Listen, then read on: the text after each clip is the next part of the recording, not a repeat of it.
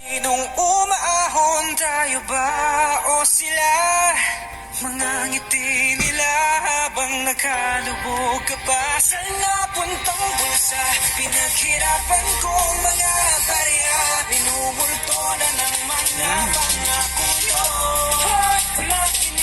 Kamusta Pilipinas sa kamay ng kawatan, mga gahamang mandurugas na walang kabusugan. Wala silang pakialam kung sino maapektuhan. Basta ang mahalaga, maibugsa lang ang kaban ng ating bayan. Kahit pa malubog ang karamihan, basta sila laging lunod sa yaman at kapangyarihan. Habang ang mahihirap ay lalong pinapahirapan. Ikaw namang mga ganid ay mas lalo pang pinayaman ng galing. No, pag mahirap nagnakaw, bugbog sarado. Kapag kilala na tao nagkakapwesto sa Senado, abusado, panagutin ng akusado, ikulong ng may atraso, itrato na parang aso, kulang pangayan sa dami ng inyong ninakaw. Karangyaan na lumitaw sa isang bahong nilalangaw, umalingasaw, kanya-kanya na ng takip kung sinong mga kasabwat marapat lang ipadakip.